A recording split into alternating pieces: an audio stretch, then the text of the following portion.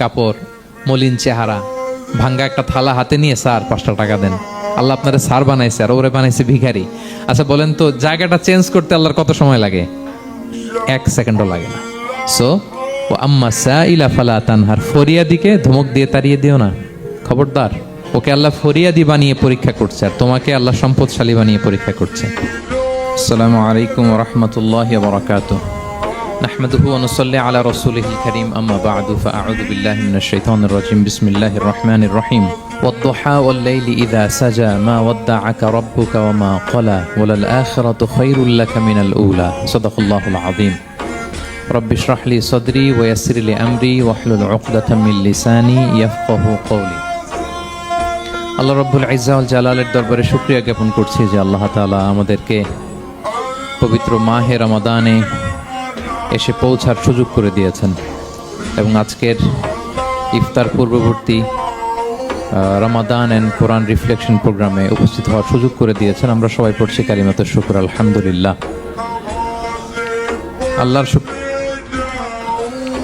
আল্লাহর শুকরিয়া জ্ঞাপনের পাশাপাশি আমি আজকের ছিলেন তখন আল্লাহর হাবিব, ঘটনা কি, আগে কত তথ্য আগেই জেনে যেতাম, জেনে গণকদেরকে বলতাম, গণকরা আমাদেরকে ধন্যবাদ জানাইতো। তো এখন তো আসমানের সিকিউরিটি এত বেড়ে গেল কেন? কারণ কি? ওই যে শেষ নবী আসার কথা যে মনে হয় চলে আসছে, দেখো তো কোথায় আসছে উনি। খুঁজতে খুঁজতে খুঁজতে একদল ওই দিন ফজরের সময় আল্লাহর হাবিব সাল্লাল্লাহু আলাইহি ওয়াসাল্লাম রক্তাক্ত হয়ে ফজরের সালাত যখন পড়তেছেন, ওই কোরআন তেলাওয়াত শুনে তারা এলাকায় যেয়ে বলল যে ইন্না সামি'না কুরআনান আজাবা, এক আজীব কোরআন শুনে আসছি, ইয়াহদি ইলা রুশদি, এই কোরআন মানুষকে হেদায়েতের পথে নিয়ে যায়। ফাআমান্না বি, আমরা ঈমান এনে ফেললাম। সুবহানাল্লাহ পড়েন। তো রাসূল সাল্লাল্লাহু আলাইহি ওয়াসাল্লাম তো এটা জানেন না। আল্লাহ তাআলা জিবরাইল মারফত জানালেন যে হে নবী, আপনি এসেছিলেন ম্যানকাইন্ডকে দাওয়াত দিতে তায়েফের, তারা দাওয়াত গ্রহণ করে নাই, ম্যানকাইন্ড রিজেক্ট করেছে। কিন্তু আরেকটা জাতি আছে যাদেরকে আপনি দেখেন না, তাদেরকে বলে জিন কাইন্ড, মানে জিন জাতি। পুরো জিন জাতি কালিমা পড়ে মুসলমান হয়ে গিয়েছে নবী। বলে সাউফা ইউতিকা রাব্বুকা ফাতারদা, নবী আপনার রব আপনাকে এত নেয়ামত দিবেন আপনি খুশি হয়ে যাবেন। নবী সাল্লাল্লাহু আলাইহি ওয়াসাল্লাম ওইখানে আবার খুশি হয়ে গেলেন, রক্তাক্ত, ইনজুর্ড। যখন শুনলেন মানুষ জাতি তারা ঈমান আনে নাই, কিন্তু জিন জাতি তারা ঈমান এনেছে, আল্লাহর হাবিব সাল্লাল্লাহু আলাইহি ওয়াসাল্লাম আবার আনন্দিত হলেন। তাহলে আল্লাহর হাবিব সাল্লাল্লাহু আলাইহি সাল্লামকে আনন্দিত করাই হচ্ছে আল্লাহর কাজ, খুশি রাখাই হচ্ছে আল্লাহর কাজ। সুবহানাল্লাহি বিহামদিহি। আল্লাহর হাবিব সাল্লাল্লাহু আলাইহি সাল্লামের বয়স যখন 50 বছর, ওনার কাছের দুজন আত্মীয় মারা গেল। ওনার প্রিয়তমা স্ত্রী খাদিজা রাদিয়াল্লাহু তাআলা আনহা ইন্তেকাল করলেন, ওনার প্রিয় চাচা আবু তালেব ইন্তেকাল করলেন। দুইজনই শেল্টার দিত, একজন ঘরে একজন বাইরে। আবু তালেবের কারণে কেউ রাসূল সাল্লাল্লাহু আলাইহি ওয়াসাল্লামের গায়ে হাত তোলার সাহস পায় নাই। তো উনি যখন ইন্তেকাল করলেন, রাসূল সাল্লাল্লাহু আলাইহি ওয়াসাল্লাম বিপদে পড়ে গেলেন। সারাদিন কাফেরদের বকা ঝকা গালি খেয়ে ঘরে যখন আসতেন, খাদিজা রাদিয়াল্লাহু তাআলা আনহার কথা শুনলে ওনার হৃদয়টা প্রশান্ত হয়ে যেত। তো বাইরের চাচাও নাই, ভেতরের স্ত্রীও নাই, দুজনই মারা গেলেন ওই বছর। ওই বছরকে বলা হয় আমুল হুজন, মানে দুশ্চিন্তার বছর। এত ভারাক্রান্ত আল্লাহর হাবিব সাল্লাল্লাহু আলাইহি ওয়াসাল্লাম হলেন, চিন্তিত হলেন, মনটা ভেঙে খান খান। আল্লাহ তাআলা কিন্তু ঠিকই বোঝেন যে তার হাবিবকে কখন হ্যাপি করতে হবে। আল্লাহ তাআলা তখন সাইয়েদনা জিবরাইল আলাইহিস সালামকে পাঠালেন যে যাও, আমার বন্ধুকে আর পৃথিবীতে থাকার দরকার নাই, আমার বন্ধুকে ঊর্ধ্ব জগতের নৈশ ভ্রমণের ইনভাইটেশন দিয়ে আসো, মানে মেরাজের ইনভাইটেশন দিয়ে আসো। পড়েন সুবহানাল্লাহ। সুবহানাল্লাযী আসরা বিআবদিহি লাইলাম মিনাল মাসজিদিল হারামি ইলাল মাসজিদিল আকসা, মসজিদুল হারাম থেকে মসজিদুল আকসা, তারপরে উপরে সুম্মা দানা ফাতাদাল্লা ফাকানা কাবা কাউসাইনি আও আদনা। আল্লাহর আরশে চড়ে গেলেন, জান্নাত জাহান্নাম দেখিয়ে, নতুন কিছু গিফট দিয়ে, তার পেয়ারা হাবিবের মন ভালো করে এরপরে আবার দুনিয়ায় পাঠালেন। ওয়ালা সাউফা ইউতিকা রাব্বুকা ফাতারদা, নবী হে আপনাকে এত নেয়ামত দিব, আপনি শুধু খুশি হবেন আর সন্তুষ্ট হবেন। সুবহানাল্লাহ। এবার বুঝতে পারতেছেন কিভাবে আল্লাহর হাবিবকে আল্লাহ তাআলা খুশি করেছেন। মক্কায় আর থাকতে পারতেছেন না, এমন অবস্থা যে কোনো সময় আল্লাহর হাবিব সাল্লাল্লাহু আলাইহি ওয়াসাল্লামকে হত্যা করা হবে।